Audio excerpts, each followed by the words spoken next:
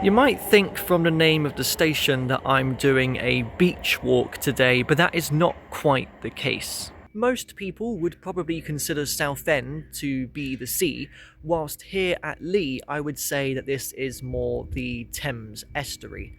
In fact, when the station first opened in 1855, it was known as simply Leigh. The on-sea suffix came in 1904, and then the station was resited in 1934, though the original station building can still be seen back in the town. And I have seen it before as I've walked the coast from the end of the railway at Shoebury-Ness all the way to here. I did that on my birthday, by the way, and I'm simply just picking up on that walk today to continue west, though it's not my birthday today. On that coast walk from 4 years ago, I remember this being a Network Southeast sign that's unfortunately now been replaced. I even came here a couple of years ago and headed up all of them stairs and did a walk to Southend. And now that I think about it, I would have come here for I think my 7th or 8th birthday, as my family would regularly head to Southend, but I wanted something a little bit more different, so why not jump out at one of the other coastal intermediate stations?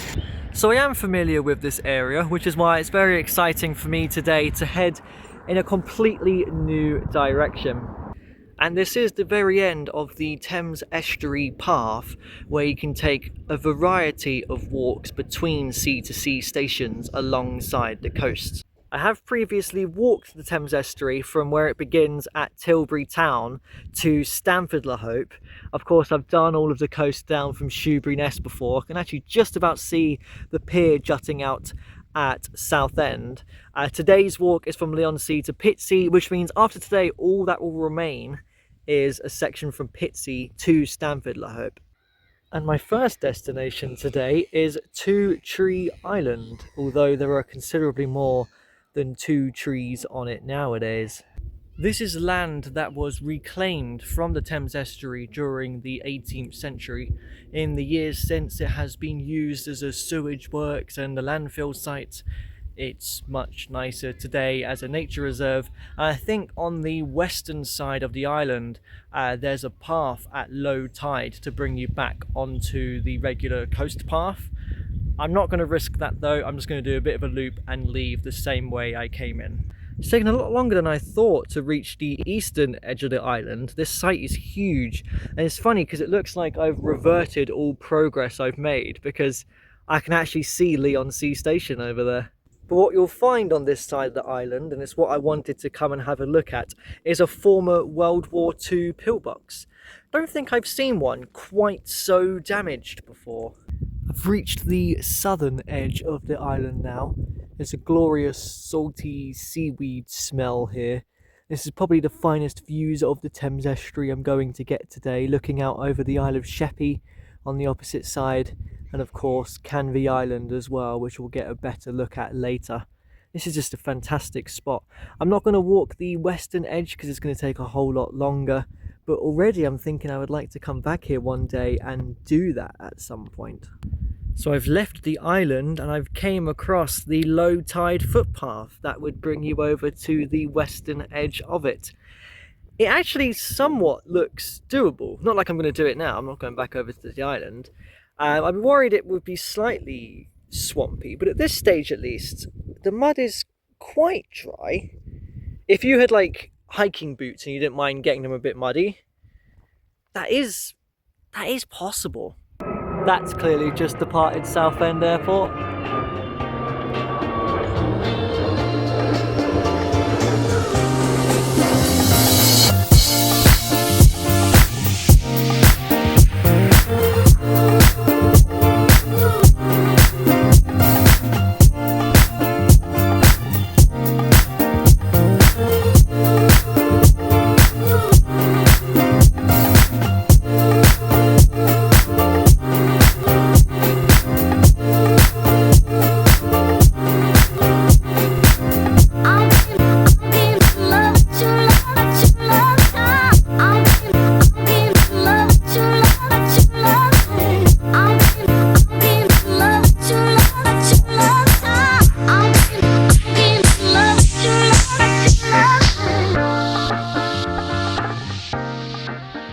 So I'm approaching Benfleet, where I have a confession to make When I walked the coast from Shoebury-Ness, I didn't actually finish at Leigh-on-Sea. I ended at Benfleet, but I didn't walk along the water like I did now. I headed up instead to the ruins of Hadley Castle, which you can get a fantastic view of when passing by on the train. This is another station which has been resited. It's the closest to Canvey Island. I'm kind of surprised that no railway connection was ever made to Canvey Island, but apparently in 1902, 1 year after Benfleet station suffered a fire, by the way, which was a reason for the relocation, I think there was a monorail system that operated out to Canvey Island. Nowadays you just got to catch a bus, or what I did one time. Oh, I can hear a train coming. What was I saying?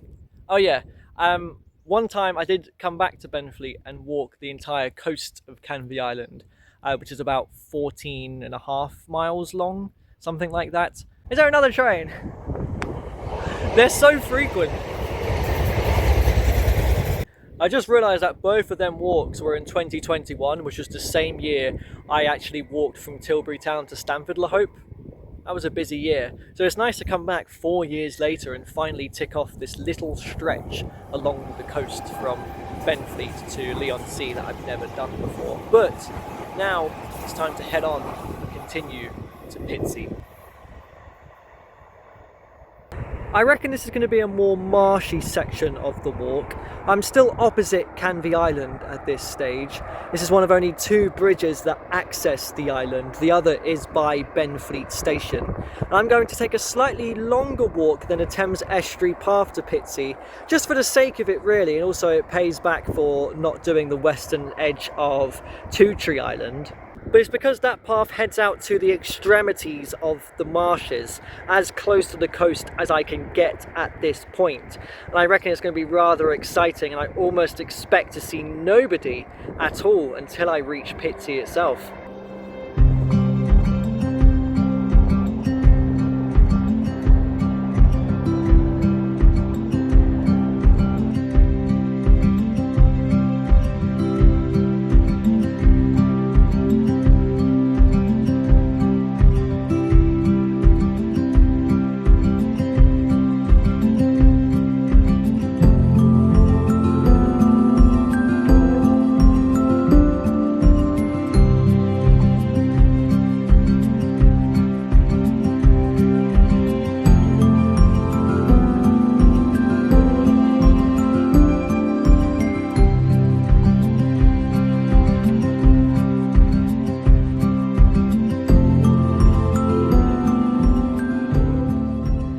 Boas Marsh was beautiful to walk through, and so is St Margaret's Church here.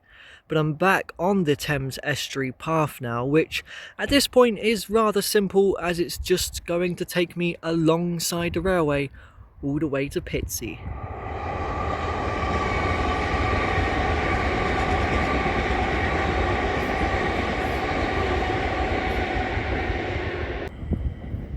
I was going to say at this point, I was expecting it to be like my walk to Benfleet, where I had the sun in front of my eyes the entire time. But actually, the railway embankment here is helping to shield the sun slightly. Okay, there's the exposure to it. I guess it's helpful that it's starting to set at this point. Really not too long left of the walk now. I've particularly enjoyed coming out here today. I knew I had the time because it's quite quick and easy for me to head out on the C2C network, and so I've hung out at a couple of spots close to water today. That's been really, really nice. I've taken my time with this, and I would encourage you to do the same. Do any of the walks between stations, between Tilbury Town and Shoebury-Ness. You'll love it. They're just really pleasant walks to go and do, especially if you're nearer to the coast. Ooh, I think I'm looking out over to a pillbox across this field. We should go over and have a look. Our second pillbox of the day. And it's huge. It's in much better shape than the one this morning on Two Tree Island.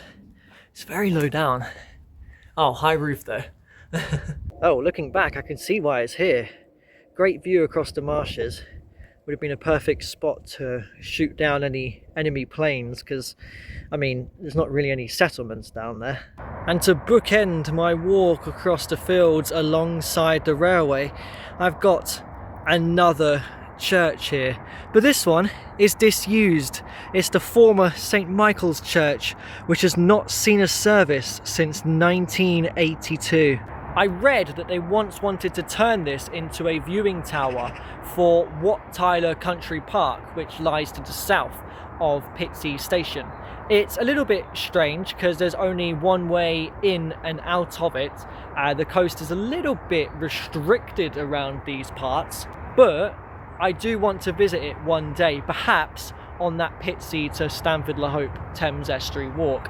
And as the sun sets, this is a beautiful final vantage point over the marshes that I was walking through earlier, as well as parts of Canvey Island, but also the London Gateway services, a huge industrial dock area, which is why it's quite hard to reach the coast at points around here.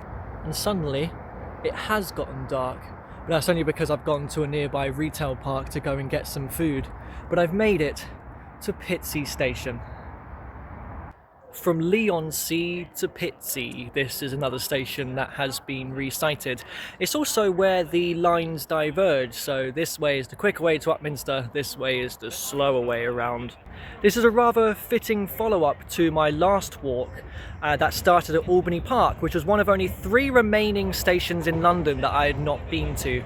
Well, Pitsea is one of only 3 remaining sea-to-sea stations I've not been to. The other 2 are Langdon and Thorpe Bay, by the way. So subscribe if you want to see me do a walk around them areas at some point. This is my train, which is way shorter than where I'm at. Great. Welcome aboard the C2C rail service to Fenchurch Street, calling at Langdon, West Hornton, Upminster, Barking, West Ham, Limehouse, and Fenchurch Street. The next station is Langdon. Is there a train coming by as soon as I record? God damn it.